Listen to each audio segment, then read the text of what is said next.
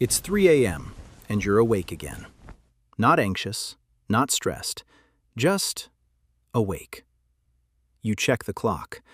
You sigh. You assume something is wrong with you. But here's the strange part.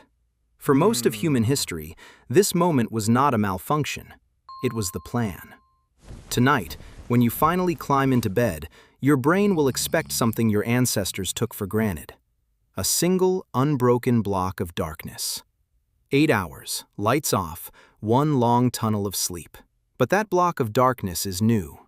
Almost shockingly new, and your biology hasn't caught up. Go back a few hundred years, before electric light existed.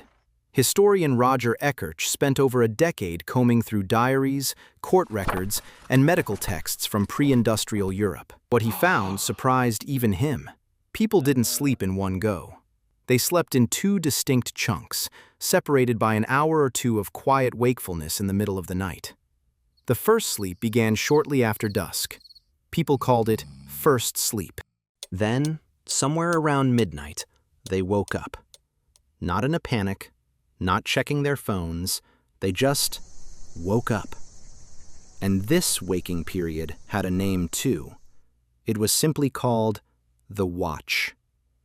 During the watch, people did ordinary things. They might pray. They might talk quietly with a partner. Some got up to tend a fire, check on animals, or even visit neighbors. Then, after an hour or so, they drifted into second sleep, which carried them until dawn. Sound strange? It gets stranger. This wasn't a quirk of one culture. Ekirch found references to this two-phase pattern across England, France, Italy, and beyond. It was so normal that nobody bothered to explain it. The way nobody today explains why they eat breakfast. It was just what nights were. So what changed? Light changed. Specifically, artificial light. As candles became cheaper and gas lighting spread through cities in the 1800s, people started staying up later. Then came electric light, and the night was rewritten entirely. Bedtime got pushed back. Wake time stayed roughly the same. And the long, restful window your ancestors had for that midnight pause simply got squeezed out. Within a generation or two, the two-phase pattern faded from memory. By the time your grandparents were children, sleeping through the nights wasn't just normal. It was the goal. Anything else was treated as a problem to fix. But your body may not have gotten the memo. In the early 1990s, psychiatrist Thomas Wehr ran an experiment that quietly upended the modern sleep narrative. He took a group of volunteers and placed them in an environment with 14 hours of darkness every night. No clocks, no artificial light, just darkness for weeks. At first, the participants slept a lot, almost like they were catching up on a debt. But after about a month, something shifted. They settled into a strikingly familiar rhythm. 4 hours of sleep, then an hour or two of quiet, wakeful rest, then another 4 hours of sleep.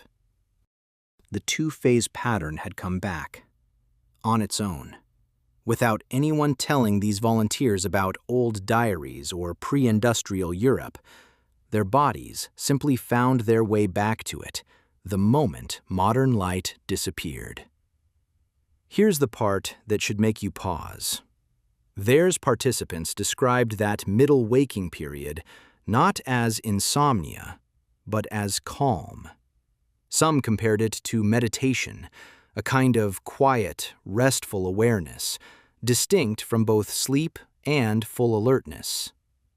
That description might sound familiar if you've ever woken at 3 a.m. and, instead of panicking, just lay there in the dark, oddly at peace, your mind drifting. Then drifted back to sleep an hour later without even trying. So why does this matter to you, scrolling through your phone in bed tonight? Because the moment you wake up at 3 a.m. and immediately label it as a problem, you may be fighting a rhythm that is older than recorded history. Your ancestors didn't reach for their phones during the watch. They didn't check the time anxiously, calculating how many hours of sleep they'd lost. They simply existed in that space. Quiet, undemanding, temporary. Modern sleep science backs this up in an unexpected way. Researcher Russell Foster, a circadian neuroscientist at Oxford, has pointed out that the pressure to achieve one uninterrupted block of sleep may itself generate anxiety that makes sleep harder. The expectation of unbroken sleep is relatively recent. The anxiety about failing to achieve it is even more recent. And that anxiety, ironically, can be what keeps you tossing and turning. Think about what that means. The very thing you're stressed about, waking up in the night, might not be the disorder. The stress about it might be the disorder. A modern invention layered on top of an ancient, ordinary rhythm. Now, this doesn't mean every 3 a.m. wake-up is biphasic sleep reasserting itself. Stress, screens, caffeine, and irregular schedules can absolutely fragment sleep in unhealthy ways. Context matters. But for many people, an occasional middle-of-the-night waking, followed by an easy drift back to sleep, isn't damage. It might be an echo. An echo of candlelit rooms, of banked fires glowing low, of quiet conversations in the dark before anyone had a reason to measure time in 8-hour blocks. There's something almost tender about that idea, that your ancestors, in that strange, dark hour, weren't lying awake worrying about tomorrow's performance review. They were simply present in the night, the way humans had been present in the night for tens of thousands of years before clocks existed at all. And maybe that's the real shift. Not that your sleep is broken, but that your relationship to the break is. Where they saw a quiet pause, you see a failure. Where they found stillness, you find a stopwatch. So tonight, if you wake up in the dark and the world is silent, try something different. Don't reach for your phone. Don't calculate your remaining hours. Just lie there for a moment. Notice the quiet. Let your mind wander without judging where it goes. You might find that the watch was never gone. You just forgot you were allowed to keep it.